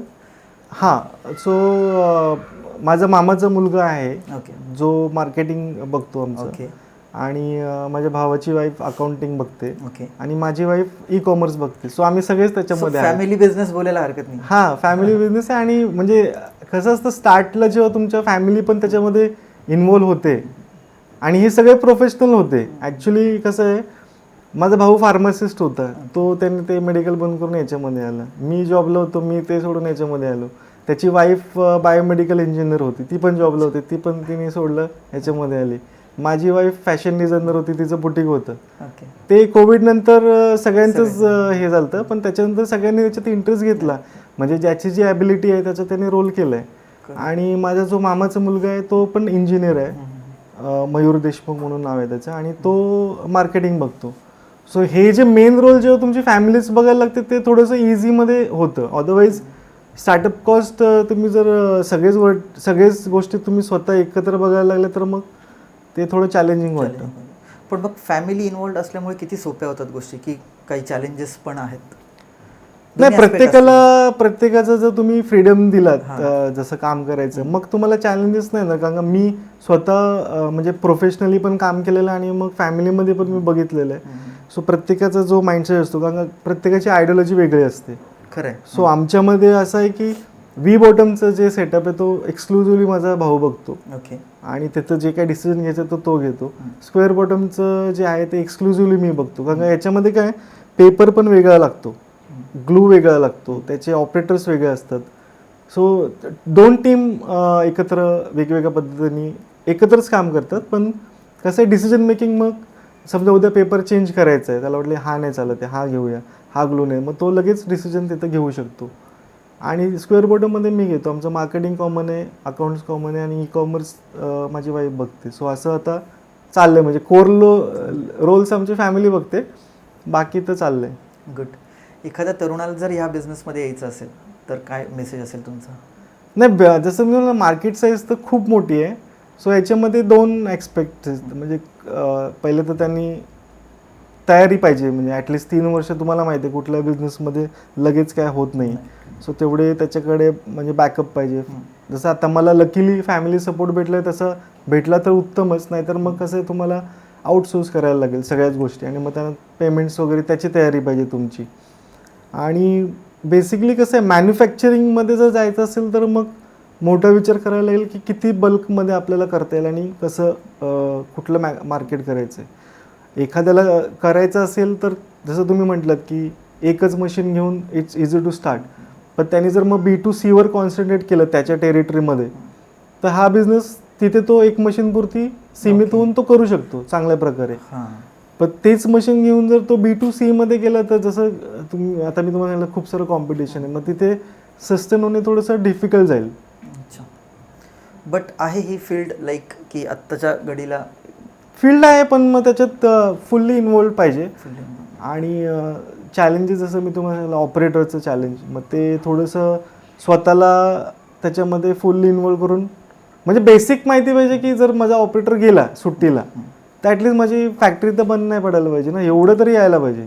ती तयारी पाहिजे ॲटलिस्ट. म्हणजे हे जे मला कळालं आहे याच्यामध्ये तुम्ही असं आयसोलेशनमध्ये नाही करू शकत की एका व्यक्तीवर डिपेंडंट राहून मग तुम्ही सगळं सेटअप कराल. कारण का मग बाकी जर तुमची मशीनच बंद पडली एखाद्या ऑपरेटरमुळे, मग तर सगळंच बॅकलॉग तुम्हाला लागेल. ओके. मग ती पण मेंटॅलिटी पाहिजे. म्हणजे मी तुम्हाला एकदम युनिक क्रक्स सांगितलं त्याच्यातले याच्यामध्ये. अदरवाईज जर एखाद्याला पेपरमध्ये पडायचं असेल तर सगळ्यात बेस्ट आहे की पहिले मार्केट ॲनालिसिस करायला पाहिजे. आणि त्याचे जे जवळचे त्यांना काय काय लागते. आता बरेच लोक याच्यामध्ये ट्रेडिंग करतात स्टार्टिंगला. ओके. म्हणजे ते त्यांचा बेस बनवतात. समजा एखाद्या मशीनची कॅपॅसिटी महिन्याची आहे 30 टन. सो त्याला एवढं कॉन्फिडन्स झाला पाहिजे की माझ्या एरियामध्ये मी 30 टन विकू शकतो. सो तो आता पण विकू शकतो. कुठून तरी जो मास मॅन्युफॅक्चर आहे त्याच्याकडनं घेऊन तो विकू शकतो स्टार्टिंगला. टू जस्ट गेट फील की मी विकू शकतो की नाही विकू शकत. थोडंसं दॅट इज ट्रेडिंग. ओके. म्हणजे तुम्ही इथून घेऊन इथे विकायचं. हां, तुमच्या एरियामध्ये तुमचं नेटवर्क चांगलं आहे आणि तुमचे सगळे हॉटेलशी संबंध आहेत किंवा तुमचे सगळे डिस्ट्रीब्युटर चांगले आहेत. मग तुम्ही जे मास मॅन्युफॅक्चर त्यांची कॅपॅसिटी ऑलरेडी आहे. सर अदर मशीन घेण्यापेक्षा पहिले तिथून थोडंसं जे काय तुमची कॅपॅसिटीप्रमाणे तुम्ही घेऊन यू ट्रेड इट. आणि जेव्हा तुमचं बेस बनेल, हा आता मी 30 टन विकतोय, ओके. मग तुम्ही ती मशीन पण टाकून तुमच्या तिथे करू शकता. इनफॅक्ट आमचे बरेच सारे जे क्लायंट्स आहेत त्यांचं कसं आहे की म्हणजे ते सेल्समॅन्स आहेत एखाद्या एरियामध्ये, आणि त्याच्यामध्ये चांगलं काय की ते पेपर बॅग बरोबर बाकी पण सगळं विकतात त्यांना. म्हणजे हॉटेलला ॲक्च्युली खूप साऱ्या गोष्टी डिस्पोजेबलमध्ये लागतात. स्पून्स लागतात, स्ट्रॉ लागतात, कंटेनर्स लागतात. मग जेव्हा तुम्ही एखाद्या एंट्री पॉईंटने त्याच्याकडे जाता बॅगमध्ये, मग तो बोलतो बाबा हे पण मला टाक, ते पण मला टाक. सो ॲज अ मॅन्युफॅक्चरर्स मला ती बँडविथ नाही आहे की मी सगळंच टाकेल, कारण माझं हेच आता मला म्हणजे ह्याचंच वाढवायचं आहे. मी आता त्याच्यामध्ये डायव्हर्सिफिकेशन नाही करू शकत. पण ॲज अ इंडिव्हिज्युअल जर एखाद्याला याच्यामध्ये स्टार्ट करायची आहे, so I think that is good point of start की पहिले अंदाज घेतला तुमच्या एरियाचं की काय काय जातं आहे, कसं कसं जातं आहे, आणि तुमचं रुटीनला पण काय डिस्टर्ब होणार नाही, तुमचं नेटवर्क बनेल. आणि एकदा तुमचं नेटवर्क बनलं आणि तुम्हाला समजलं की एवढं माझ्याकडनं जातं आहेच, मग तुम्ही तो विचार तो अँगलने करू शकता की आता मी युनिट टाकतो. ओके.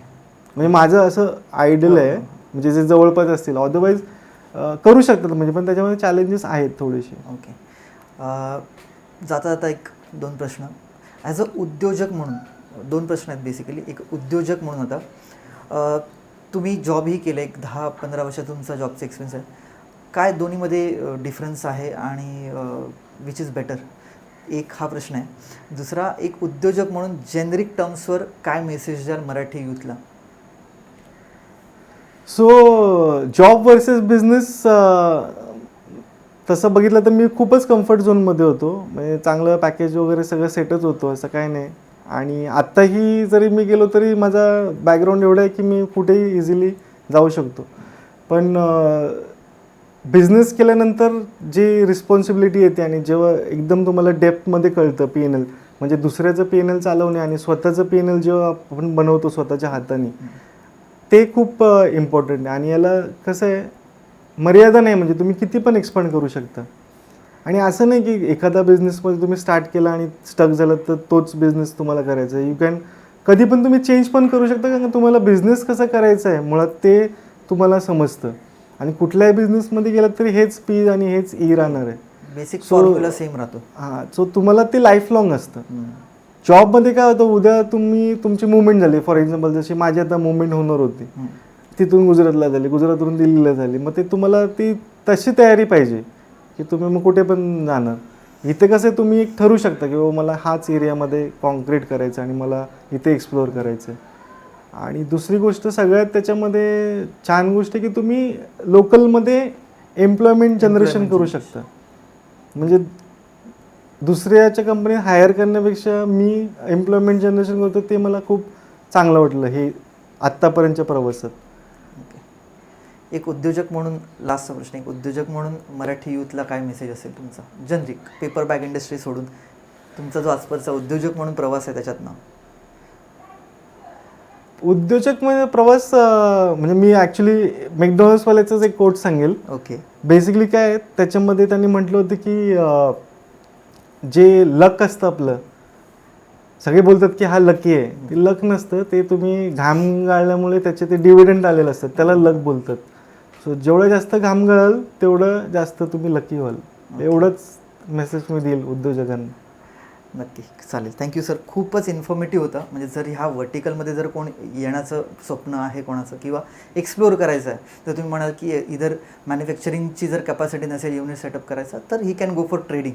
करेक्ट. आणि अशा बऱ्याच साऱ्या गोष्टींवर तुम्ही आज थोडंसं दिलं आहे, नॉलेज शेअर केलं, मार्गदर्शन केलं. Thank you for that. हा जो काही आमचा एक प्रयत्न आहे, तो तुम्हाला त्याच्यावर काय कमेंट्स किंवा तो कसा वाटतो काय? नाही, खूपच म्हणजे छान आहे. आणि याच्यामुळे काय बरेच लोकांना कळेल की काही काही लोक घाई करतात एखादा डिसिजन घ्यायची. तर कुठलाही डिसिजन घ्यायच्या आधी पूर्ण जर विचार केला की 3 वर्ष 5 वर्षांतर काय होणार हे जर त्यांना पूर्ण कळालं, गायडन्स मिळालं, तर मग जे स्टार्ट करून बंद करतात ना, ती प्रोसेस थांबेल. ॲक्च्युली ती थांबेल. म्हणजे ते पूर्ण मेंटली रेडी होतं ना, आणि मग त्याच्यात उतरणं. जसं आता मी तुम्हाला सिम्पल कॉन्सेप्ट सांगितलं की एवढं एक त्याची तयारी नसेल तर ॲटलिस्ट ते करून मग तुम्ही फ्युचर तुमचं मला माहिती आहे काय होणार आहे, पण तुम्ही स्टार्ट करू शकता. आणि आता मी बघतोय खूप मराठी लोक म्हणजे भेटतात आता, जसं या इंडस्ट्रीमधून मला खूप जण भेटलेत आणि आता यायला लागलेत. आणि चांगलं ट्युनिंग होतं. म्हणजे आता जसं आम्ही हँडल सिकाकडून घेतो, तो पण मराठीच माणूस आहे. ओके, सो चांगलं आहे, येतात लोक. थँक्यू. सो आपलं डिजिट्रेकस म्हणून चॅनल आहे ज्याच्यावरनं हा पॉडकास्ट लाईव्ह किंवा पब्लिश होणार आहे. सो तुम्हालाही रिक्वेस्ट आहे की चॅनलला लाईक आणि सबस्क्राईब करा. हो, आणि तुमच्या नक्कीच. फ्रेंड्स फॅमिलीला पण सांगा की जास्तीत जास्त सबस्क्राईब करून जास्तीत जास्त शेअर करायला, जेणेकरून खूप जास्त मराठी उद्योजकांपर्यंत किंवा आपण तरुणांपर्यंत पोहोचू आणि आणखीन खूप जास्त उद्योजक घडू. ह्या प्लॅटफॉर्ममधनं हा एक उद्देश साध्य होईल आमचा. नक्कीच. पुन्हा एकदा तुम्ही तुमचा खूप मौल्यवान वेळ दिलात, नॉलेज दिलात, त्याबद्दल खूप खूप धन्यवाद. आणि मला असं वाटतं की तुम्ही म्हणजे तुमच्या वतीने मी बोलू शकतो की जर या इंडस्ट्रीमध्ये जर कोणाला यायचं झालंच तर I hope you will guide them yes, from yes, scratch, right? कधीही कॉल करू शकतात Okay. किंवा भेटायला येऊ शकतात. आणि येतातही बरेच लोक. आणि गायडन्स म्हणजे आता मोस्ट ऑफ द थिंग्स सांगितलेलेच आहेत, पण डिटेलमध्ये पण सांगेल. Cool, thank you sir. होप तुम्हाला हा पॉडकास्ट खूप आवडला असेल. आणि जर ह्या इंडस्ट्रीला एक्सप्लोर करायचं असेल तर you can definitely reach out to Akshay sir. Signing off Sanket Naik, CEO Digitechs tech solutions private limited.